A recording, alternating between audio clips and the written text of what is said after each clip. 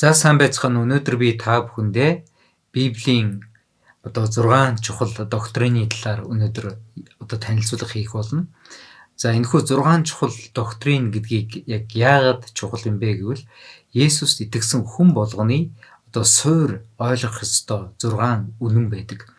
За энэ үнэн доктрины талаар Еврей 6 дугаар бүлгийн 1-ээс 2 дугаар ишлэлээр бичсэн байдаг. За энэ дээрээс би уншиж өгье.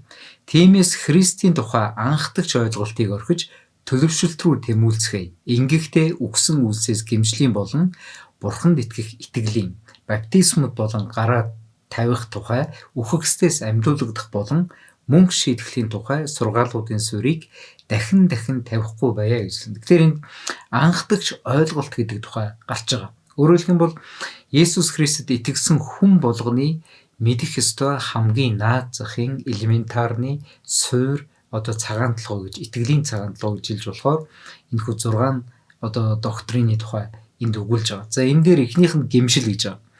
Яг гэмшил гэж юу юм бэ? Гэмшлийн утга учир юу юм бэ?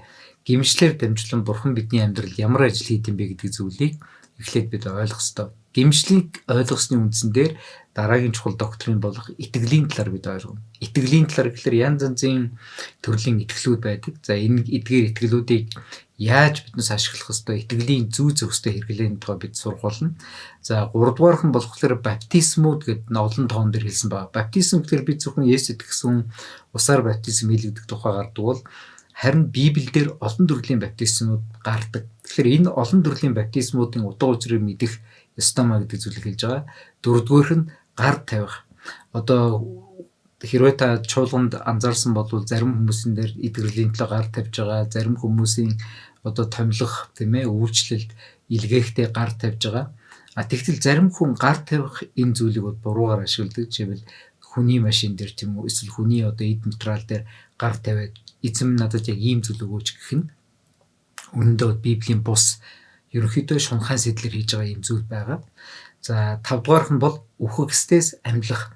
Амьдлалтын талаарх бидний ойлголт зөв байх юм бол бидний амьдрал хичнээн уу гашуу хичнээн зовдон бэрхшээл ирсэн ч гэсэн бид амьдлалтын тухай ойлгосноор бид ирээдүйдээ итгэл найдвартай болох юм. Хамгийн сүүлжийнх нь мөнх шийтгэлийн тухай. Өөрөөр хэлбэл хүн бүхэн Бурхны өмнө үзэгдэж амьлах үед хүн бүхэн өөрийнхөө үйлдэлийнхаа дагуу өөрийнхөө гаргасан шийдвэрийнхаа хариуцлагыг Бурхны өмнө бол хүлээн, зарим хүмүүс нь шагнал авна, зарим хүмүүс нь шийтгэл авна. Энэхүү 6 доктрин болох гэмшил, итгэл, баптизмууд, гар тавих, үхэгсдээс амьлах, мөнх шийтгэлийн тухай бид 6 цуврал хичээлээр маш дэлгэрэнгүйгээр тэгвэл танд маш ойлгомжтойгоор энэхүү хичээлийг Библиэс үзэх юм аа. Тийм учраас та бүхнийг энэхүү сургалтандаа урьж байна. Энэхүү сургалтанд сууснаар таны итгэлийн хамгийн үндсэн, хамгийн суур, хамгийн эхний цагаан толгой зөв суурин дээр тавигдана гэж итгэж байна. За ингээд сургалтандаа тавтаа морилно.